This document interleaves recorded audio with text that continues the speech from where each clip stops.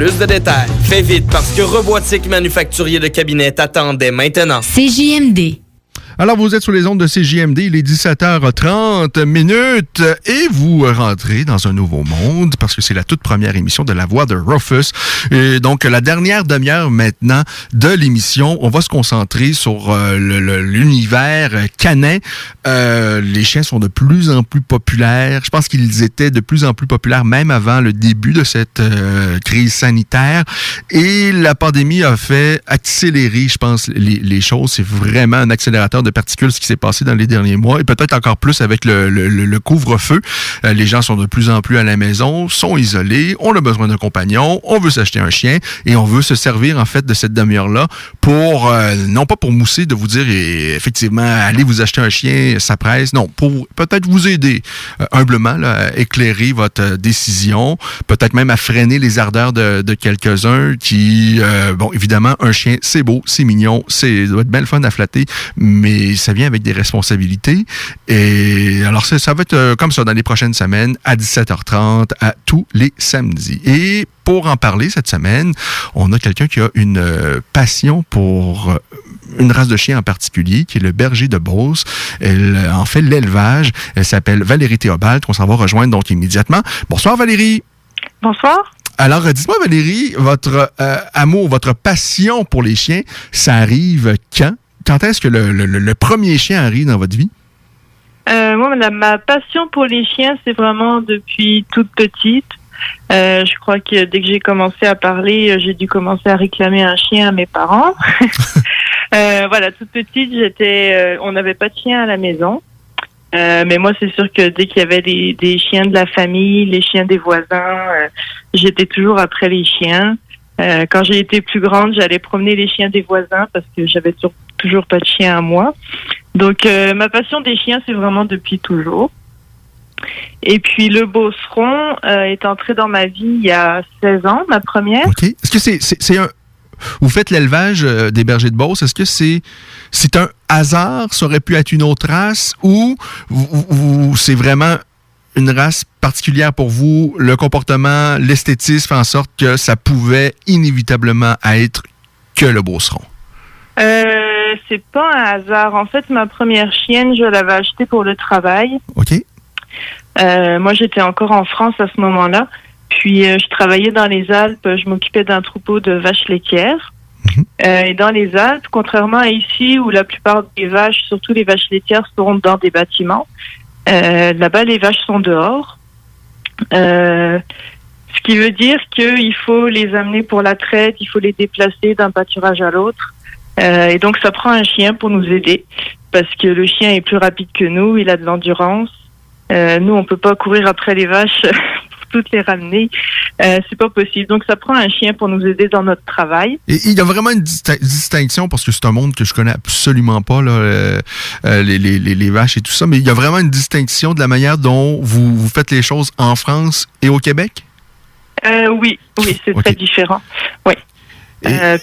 Oui. Est-ce que ça change quelque chose tant qu'au produit final, et aussi tant qu'à la vie de l'animal, de la vache? Parce que, bon, évidemment, nous, on va se concentrer davantage sur les chiens, mais il faut quand même avoir une préoccupation pour les autres animaux. Est-ce que vous diriez que les vaches sont peut-être mieux traitées lorsqu'elles peuvent vivre à l'extérieur, comme elles le font donc en France? Ben, c'est sûr que les animaux qui ont accès à l'extérieur, au niveau du bien-être animal, si on s'entend qu'ils profitent de la lumière naturelle, ils peuvent aller manger de l'herbe. Ça joue au niveau de la longévité parce que les animaux marchent plus, donc ils se musclent plus, ils ont moins de problèmes aux pattes. C'est sûr qu'au Québec, bon, il y a quand même des distinctions à faire parce qu'il y a des fermes où les vaches sont attachées toute l'année, tout le temps, ce qui est pas l'idéal selon moi. Il y a quand même... qui est légal ou... Ouais. Oui. Ah oui. C'est quand même incroyable hein? Quand on pense à ça. Mais il y a quand même beaucoup de fermes qui sont ce qu'on appelle en stabulation libre, où les vaches ont des endroits pour aller se coucher, elles peuvent se déplacer dans le bâtiment. Voilà. Mais c'est sûr qu'en France, c'est quelque chose qu'on voit beaucoup moins. des animaux qui sont élevés qu'en bâtiment. Et les chiens ont une véritable fonction. On oublie ça souvent, je pense. On pense que c'est simplement un animal qu'on va pouvoir flatter quand ça va nous tenter dans la journée. Le reste, on l'oublie. Mais les bergers, évidemment, ont cette fonction-là.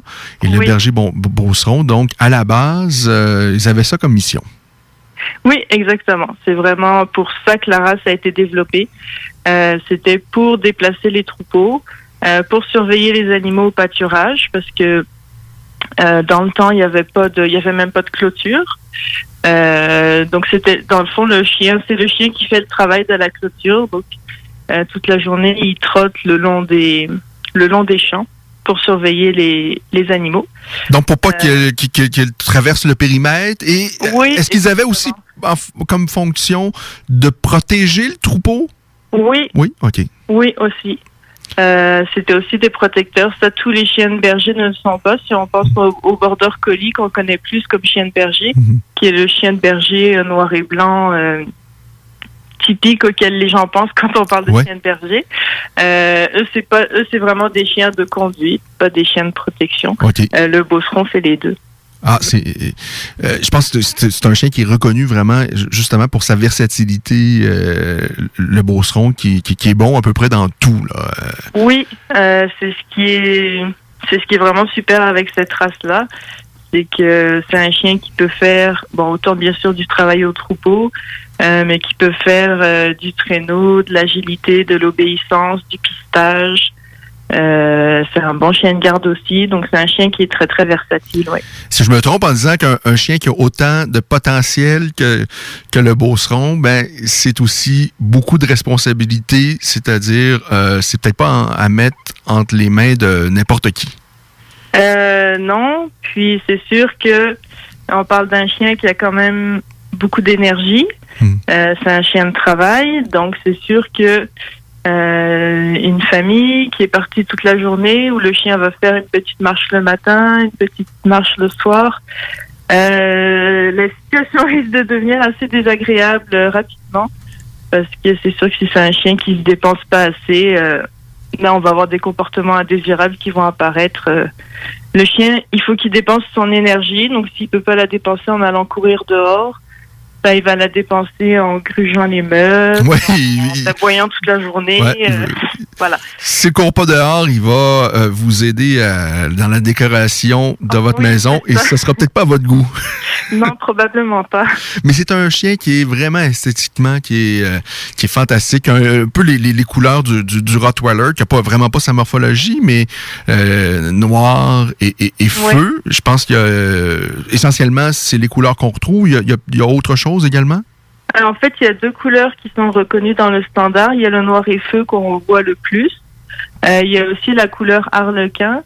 Donc, en fait, l'arlequin a les mêmes marques feu, mais par contre, le noir, en fait, c'est un mélange de noir et de gris. OK.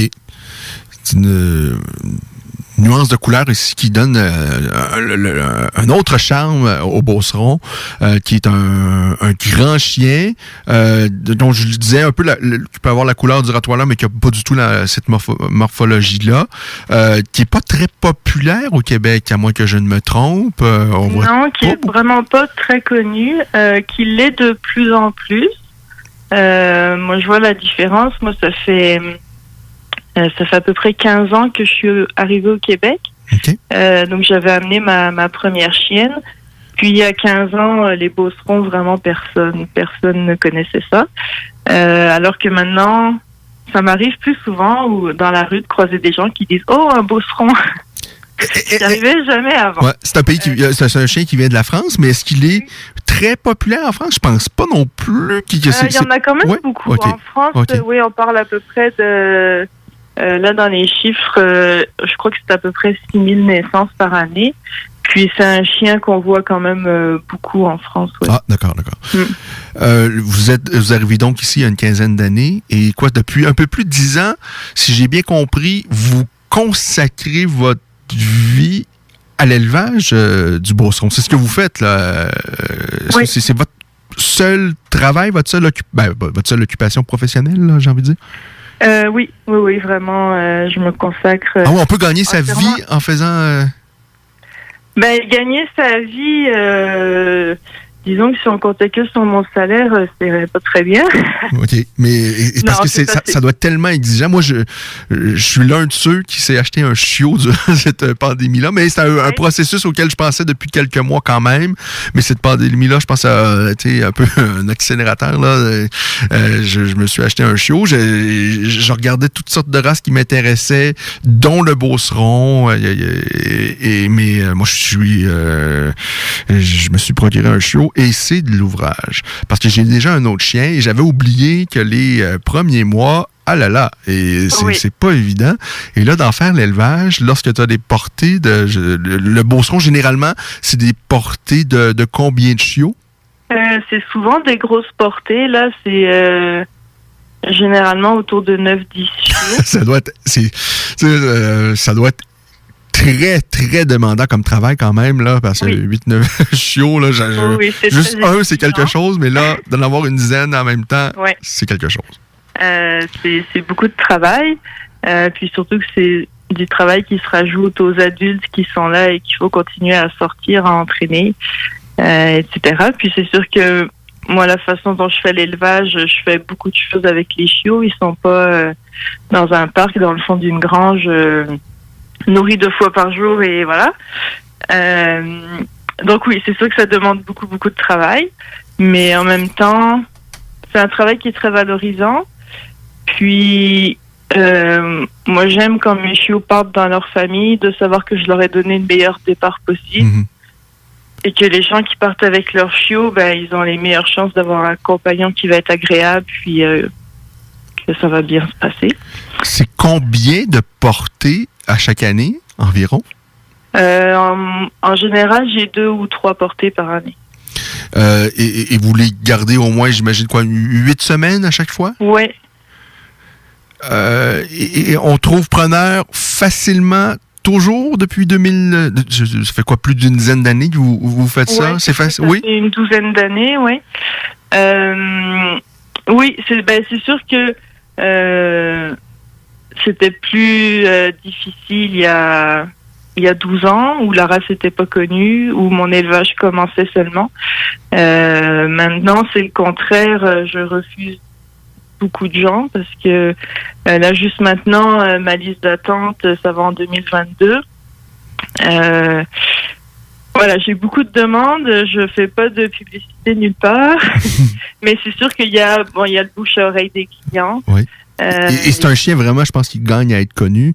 Et juste à le voir physiquement, ça donne envie. Moi, lorsque j'ai vu le berger beauceron, j'ai trouvé ça très intéressant. J'aime les chiens qui aiment bouger également. Mais évidemment, c'est le genre de chien... Tous les chiens, quand même, sont exigeants à la naissance puis dans les premiers mois, et tout le temps, en fait, là. Mais lui, je pense particulièrement, on a parlé de ses capacités, de son potentiel, mais vous devez... C'est beaucoup de travail, là, ce genre de race-là. Oui, il faut être prêt à s'investir énormément, surtout la première année, beaucoup, parce qu'il va falloir sortir son chiot beaucoup pour qu'il socialise, faut qu'il aille en ville, il faut qu'il voit différentes personnes, qu'il voit différents chiens. Et puis il y a toute l'éducation.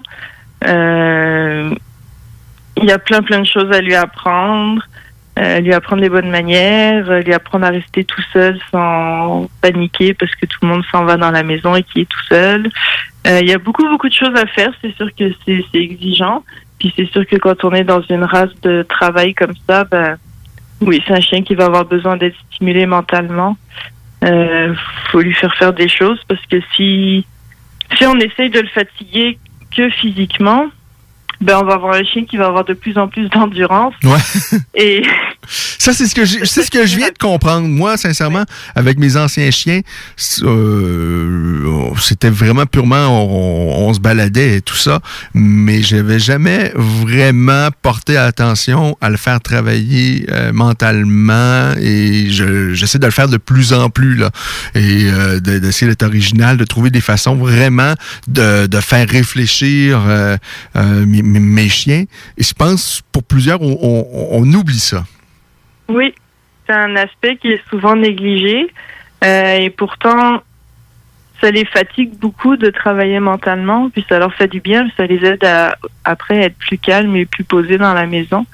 Donc, c'est vraiment quelque chose que... Puis, il y a plein de manières de faire les jouets interactifs. Par exemple, une balle qu'on remplit de croquettes. Et puis, le chien doit la faire rouler pour faire tomber les croquettes. Ben, juste ça, au lieu de lui donner sa gamelle et qu'il mange en 1 minute, eh ben, on lui met sa nourriture dans la balle ou dans un jouet comme ça. Et puis, ça va peut-être lui prendre 20-25 minutes manger. Ben, c'est un 20-25 minutes où il a travaillé, il a réfléchi. Et pendant ce temps-là, nous, peut-être on peut faire autre chose, ou quelque chose. Donc, il y a beaucoup, ça s'est beaucoup développé ces dernières années. Là, si les gens vont en animalerie, il y a plein de jouets interactifs là qu'on peut donner au chien pour l'occuper puis le garder stimulé mentalement aussi. En permanence, vous avez combien de chiens? Là, actuellement, j'en ai 10. 10 exclusivement des beaucerons? Oui. Est-ce que vous avez été tenté à un moment donné, depuis que vous êtes au Québec, d'avoir peut-être une autre race sans nécessairement en faire l'élevage, mais est-ce que ou pas du tout, vraiment, il n'y a que du beauceron dans votre cœur, dans votre tête? J'ai eu des cavaliers King Charles, qui est un chien très différent. C'est un petit chien, vraiment un chien de compagnie. Pas du tout un chien de travail, que j'ai beaucoup aimé. Mes cavaliers King Charles, c'est super gentil, c'est un chien très facile, mais c'est pas un chien de travail. Moi, c'est vrai que c'est peut-être moins un chien qui me correspond avec ce que j'aime faire avec mes chiens. Mais là, non, il y aurait pas une autre race qui... Je suis vraiment... le beauceron est tellement... Moi, j'aime tellement tout chez ce chien-là que il n'y a pas une autre race qui m'attirait. J'aurais peur peut-être d'être déçue, entre guillemets, de certains comportements que je retrouverais pas. Donc, non, moi, le beauceron, c'est un chien qui pour moi est parfait. Là, moi, j'aime faire plein de choses avec mes chiens. Donc, Et ils sont vraiment très beaux. Ici, au Québec, on connaît beaucoup plus le berger allemand. Est-ce qu'il y a à votre connaissance, parce qu'évidemment, vous connaissez beaucoup le beauceron, je ne sais pas à quel point vous connaissez ou pas le berger allemand, mais de ce que vous savez, est-ce qu'il y a de grosses distinctions à faire? Je parle pas nécessairement au niveau physique, mais plus au niveau comportemental, entre le berger allemand, par exemple, qui est aussi un chien, je pense, polyvalent et versatile, que le berger beauceron. Là, je vais faire attention à ce que je dis, parce que j'ai une amie qui en élève. Voilà, je sais pas si elle m'écoute. Bon, mais j'en ai jamais eu des bergers allemands personnellement, donc c'est sûr que je me garde toujours une petite gêne par rapport à comparer des races que j'ai jamais eues. Mais c'est sûr que le berger allemand, dans ce qu'on voit beaucoup, puis les bergers allemands, c'est une race qui est quand même très populaire au Québec, donc il y a toutes sortes d'éleveurs, des bons, des moins bons. Puis on voit beaucoup de bergers allemands qui sont anxieux, qui sont réactifs. Ça veut dire le chien qui croise un autre chien dans la rue puis qui va se mettre à japper ou ça laisse. Dû à sa popularité, peut-être que ça donne des chiens qui sont moins stables parce que mais c'est sûr il y a peut-être des éleveurs un peu moins rigoureux que d'autres. Ça c'est certain que si demain matin tout le monde se met à élever des beaucerons et à faire reproduire des chiens qui ont des mauvais tempéraments, qui sont peureux ou agressifs, ou ben oui, c'est sûr que on peut très vite faire dégénérer une race. Donc c'est la chance qu'on a avec le beauceron, c'est que c'est une race qui est peu connue, qui a jamais été à la mode, même en Europe par exemple, même s'il y en a beaucoup, c'est pas une race à la mode. Donc ça a permis de garder quand même une belle qualité. Puis c'est une très grosse majorité, c'est des éleveurs qui font vraiment attention au tempérament. Donc on a quand même une race qui a bien été préservée. Il y a une particularité chez le beauceron, je pense que c'est le double ergot. Est-ce que ça change quelque chose ou c'est juste l'apparence? Non, c'est vraiment juste l'apparence. C'est pas. Souvent, les gens ont peur que ce soit une source de blessure, ce qui n'est pas le cas. OK. Moi, je dis toujours, ça fait 16 ans que je vis avec un ou des beaucerons dans ma vie, et j'ai jamais un chien qui s'est blessé aux ergots. Puis j'ai des chiens qui sont très actifs, qui courent dans le bois tous les jours. OK. Donc, c'est un peu un mythe là, que ces blessures-là. Ouais. Okay. Non, c'est pas. Est-ce que c'est pour qui le berger de Beauce? Est-ce que c'est pour des gens qui sont très, très actifs? Est-ce que ça peut inclure une famille avec des enfants? La famille parfaite pour accueillir un beauceron, ça ressemble à quoi? La famille parfaite peut avoir des enfants sans aucun problème. Le seul petit bémol ici, c'est s'il y a des jeunes enfants, ça va être vraiment important d'apprendre, mais comme tout gros chien, mais c'est sûr que le beauceron est quand même très enthousiaste parfois dans ses démonstrations d'affection. S'il y a des jeunes enfants, il faut vraiment faire attention à prendre aux chiens à se contrôler autour des enfants parce qu'il peut facilement les faire tomber. Mais ça peut être une famille avec des enfants sans problème. La famille parfaite, oui, c'est une famille active. Moi, souvent, mes clients, ça va être des gens qui aiment aller faire de la randonnée, faire du camping, aller en canot, faire de la raquette l'hiver. Est-ce que nécessairement il faut l'inclure dans un sport, que ce soit l'agilité ou tout le canicross? Est-ce qu'il faut ou des grosses balades peut faire l'affaire? C'est pas obligé de faire un sport, mais c'est sûr qu'il va falloir qu'il dépense son énergie. Donc, mais oui, ça peut être des grandes randonnées. Le chien va rentrer fatigué. S'il a passé toute la journée en randonnée, il va rentrer, il va faire dodo. Il n'y a pas de problème. Il n'est pas obligé de faire un sport, mais c'est sûr qu'il faut être actif. Donc, il faut que le chien va falloir qu'il fasse quelque chose comme activité. La durée de vie en moyenne, et là, ça fait déjà quand même plusieurs années que vous en faites l'élevage, ça ressemble à quoi? En moyenne, c'est à peu près 12 ans. OK. Ma première, j'ai eu la chance de l'avoir jusqu'à 14 ans, en très bonne santé. Ça, c'est un avantage aussi. Le beauceron, c'est quand même un chien qui vieillit bien, qui n'a pas puis je parle toujours en général parce que après il peut y avoir des cas particuliers, mais généralement c'est pas un chien qui va faire beaucoup d'arthrose ou c'est quand même des chiens qui sont en forme longtemps là jusqu'à la fin de leur vie. Puis c'est ça, la moyenne c'est à peu près 12 ans. Est-ce que vous avez senti dans les derniers mois un appétit ou un intérêt accru en raison de la crise sanitaire? Est-ce que vous avez eu plus de demandes qu'habituellement pour vos chiots? Oui, moi ça a été beaucoup moins marqué que certaines races qui sont plus connues. Okay. Justement parce que le beauceron c'est un chien que peu de gens connaissent. Puis comme moi je fais pas de publicité nulle part, faut vraiment que les gens me cherchent pour me trouver. Mais quand même, oui, j'ai eu plus de demandes. En fait, à tel point qu'à un moment, j'ai écrit vraiment sur mon site internet là, que les réservations, là, c'est 2022, pas avant. Donc, ceux qui veulent un chiot, là, maintenant, j'en ai pas. Puis j'en aurai pas cette année. Faut être patient et parfois, c'est peut-être bon parce que de faire ça sur un coup de tête, je pense que souvent on oublie qu'est-ce que ça exige d'avoir un chiot, surtout un chiot comme ça exige beaucoup, oui.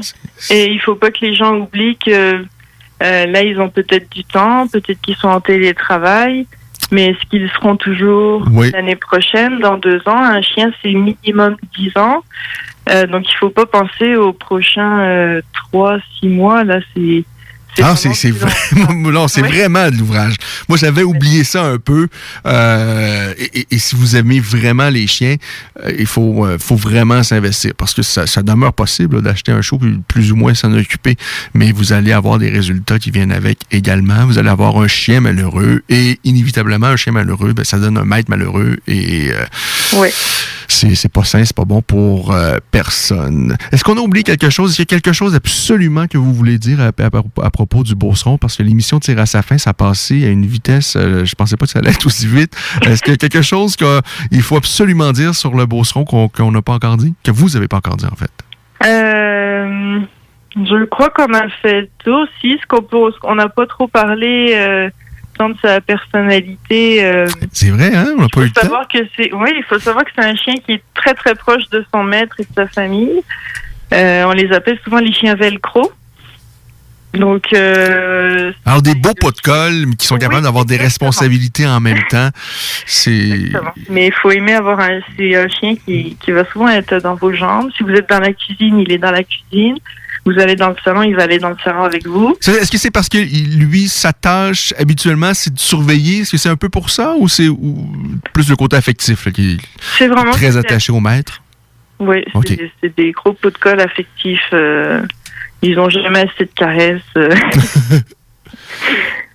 Et je pense que les vrais amoureux des chiens aiment les pots de colle habituellement, sauf qu'il y a pots de colle et pots de colle. Et il y a des chiens aussi qui le sont quand même beaucoup moins, qui peuvent avoir une indépendance, qui sont moins exigeants. C'est pour ça que c'est important de pas juste se fier sur l'esthétisme, parce que esthétiquement parlant, je pense que ce chien-là fait l'unanimité.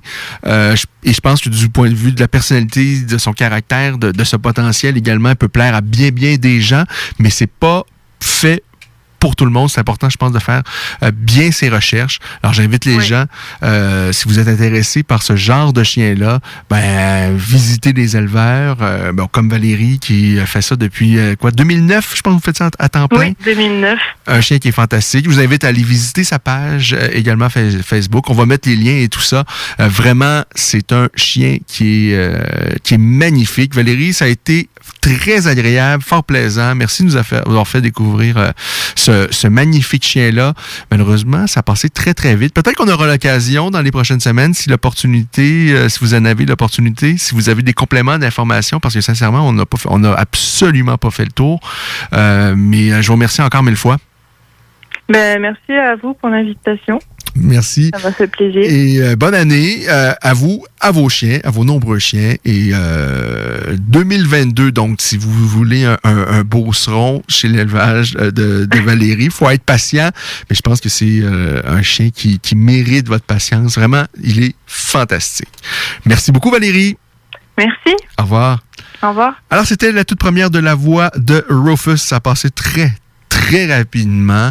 Je pense qu'il y a plein de choses que Valérie aurait pu nous dire plus sur ce magnifique chien-là.